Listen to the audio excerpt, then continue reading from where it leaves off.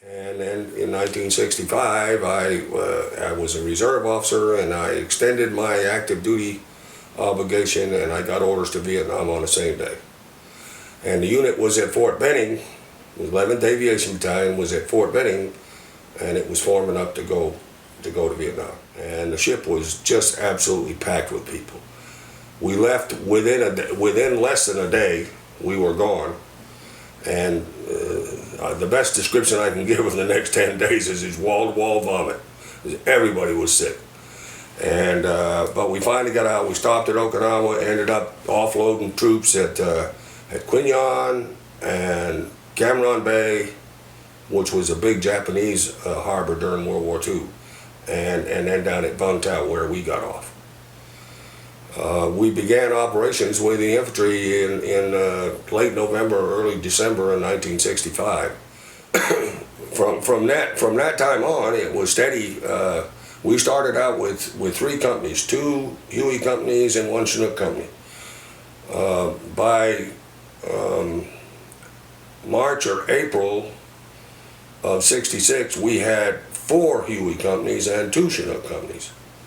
And we were busier than cats covering you know what every day. I remember this at this time of the war, we were fighting the Viet Cong, which were the guerrillas. We were not fighting North Vietnamese Army. That didn't happen until later on the North Vietnamese got into it more and more. But at that time in '65 and '66, we were after the VC. But over time, the VC, of course, was decimated after Tet of '68, and then it was all North Vietnamese after that. So we ended up the last 2 months in what looked like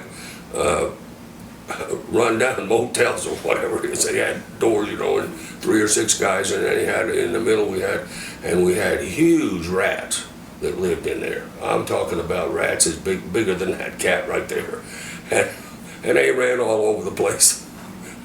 And one of the guys got drunk, and he was sitting there, and he had a .45 in his hand, and here comes this rat going across the rafters on the inside. He started shooting at that rat with a .45, and everybody else was asleep. Imagine that. All of a sudden, this guy, boom, boom, boom, shooting at rats. I don't know if he ever hit him, but he scared the shit out of everybody else. Excuse me. Later on, we got away from the big operations and started running, a company or a battalion at a time, no more than 400 or 500 soldiers. At one time, we were moving brigades at a time. That's 2,500 targets, 20 in one day, moving them all over the place, putting them in, picking them up, moving artillery around so they could support them and everything like that. So that's what it was. So that's the way it worked the whole time. And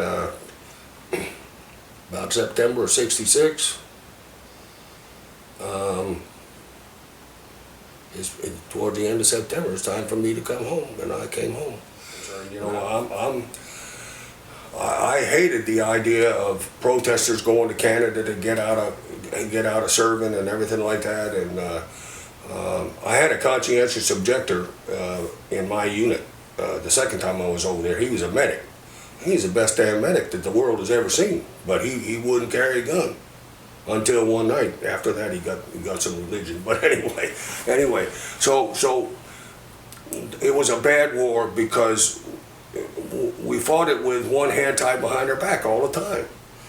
We had so much political interference. And I go back to President Johnson and the airstrikes in North Vietnam. That's just stupid. That's just stupid.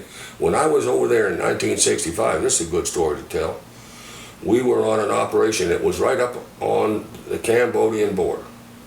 And the VC were in Cambodia, and they were firing mortars at us as fast as they could fire them. And they were hitting the landing zone where the helicopters were coming in, and some of the troops got wounded and stuff like that. We couldn't shoot back because they were in Cambodia. Now later on, they lifted those kinds of restrictions and everything like that, but that's what happened early on. If you're trying to run a war and the President of the United States is deciding what targets you're going to hit, the Navy guys and the Air Force guys, what targets they're going to hit in North Vietnam, then the whole thing is completely out of control. Okay? If you want to win a war, just tell the soldiers what you want them to do and let them do it.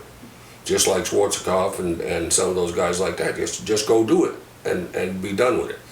But as soon as the politicians get into it, then you're dead meat, and that's exactly what happened in Vietnam.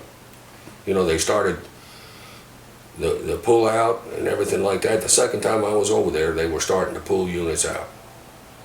And the Vietnamese knew we were going to desert them.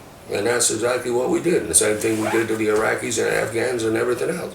We go over there and we put up a hell of a fight and everything like that and get everything going in the right direction, and we leave. Instead of staying, you know, if we'd have left some stay-behind troops in Afghanistan and Iraq, there's no telling what would have happened with this ISIS thing and all of that. The veteran stuff, I'm very proud of the time I was over there. I found out a lot about what's in here, I'll tell you that much. What's inside this old bird here. Yeah. I was talking to one of my guys last night, and he said, you know, I wouldn't trade anything for the fact that we went over there on that shit and everything like that. He said, but I don't want to do it again. And I agree with that.